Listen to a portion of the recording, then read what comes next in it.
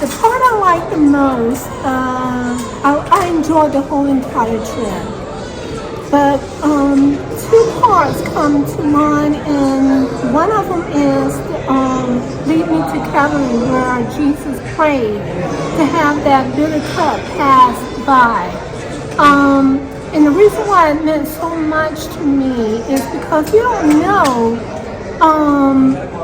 what he really had to go through. None of us would be able to stand on what he had to go through. He knew what he had to go through on the cross, what no man can experience, because it's a certain part that we cannot bear in that sin.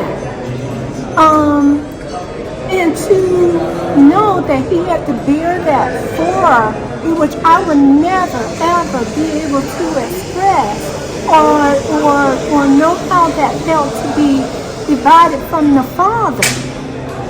So that part meant a lot to me. The other part was the Wailing Wall.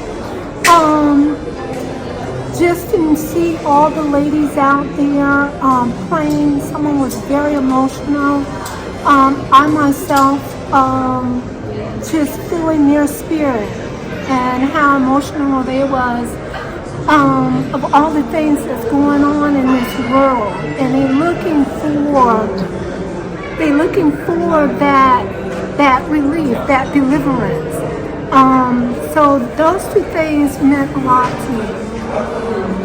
And I would say that for me, it's the opening up the Bible and bringing it alive. Because over all of my Christian journey, you almost talk about it in a historical sense. You talk about it in a theoretical sense or a theological sense, but to actually see it vividly clear and see the places and the things, and not just from a New Testament perspective, but it displays the history of all of the Bible. You see it unfolding in front of you. You begin to understand. I know we saw a lot of the social dynamics. We saw a lot of the same dynamics that existed in Jesus' day. There's still the spirit of Caiaphas, and there's still all the other dynamics that we saw happening that still exist today. But it's not just a commentary on Israel. It's a commentary on how people react, and what could happen even in church, and what does happen in the church. So it gives a great deal of insight on how further to extend and expand and to better share and to express and to understand what's important about the purity of the gospel and what Jesus came to do for us. It also is very insightful to understand a lot of the social dynamics that we hear about a lot on the news, and we hear about what's going on between Israel and Palestine and so forth.